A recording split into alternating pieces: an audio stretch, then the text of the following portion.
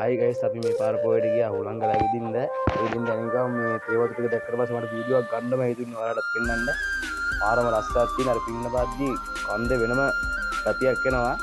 මේ අපි ගලුඩ නැගලා මෙහෙම පල්ලෙහා බලද්දී මේ හුලම් පාර කිලින් වෙන්න අපේ පැත්ත උඩට මේ කැම්පින් එහෙම කරන්න තියෙනවා මාරම ලස්සන ප්ලේස් එකක්. මේ මාත් පොඩි ප්ලේස් වීඩියෝ එකක් ගත්තා. ලස්සන හුලම් පාරක් තියෙන ෆෝන් එකවත් අල්ලන් ඉන්න බෑ අපිට. පාර අමාරුයි. අපෝ දාලා පොඩි වීඩියෝ එකක් ගත්තා. බයෙන් ඉඳගෙන ගත්තා. මොකද හුලකට යයිද කියලා දන්නේ නැහනේ. කියන්න බෑ. ඊට පස්සේ මාර මුත ප්ලේස් එකක් ලස්සනයි. කැම්පින් එහෙම කරන්න තියෙන පොල්ලොන්ට මාර මුත ප්ලේස් එකක්.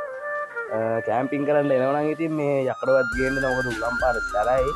දරුණාට උඩින් ඉඳන් ලස්සන වීඩියෝ එකක් ගත්තා. බයෙන් හරි කට්ටියට පෙන්නන්න. කැම්මේ ගෝල්ඩි නම් මීට ලස්සන වීඩියෝ එකක් ගේන්න තිබ්බා. ඔයාලත් එන්න මේ වගේ පැත්තක් බලන්න. මමත් ඉතින් අර පොඩි ආදල්ලයක් ගත්තා. පොඩි එකා වගේ අත්ත විසික් කරා. ඒ අත්ත වෙලාවට මං ගාවට ආවා. මේ හොඳ වෙලාවට අස්සනයි වීඩියෝ එක. මං ඊට පස්සේ තව වීඩියෝ එකක් දැම්මා. ඔයාලට ඒ හුලම් පාර කොච්චර උඩින් යනවද බලන්න. ඊට පස්සේ අත්ත උඩින් ගියා. මටත් හිතුණා පහින්න මමත් ඒ වගේ උඩින් යයි කියලා. මොකද තියාඹලා නෑ මං.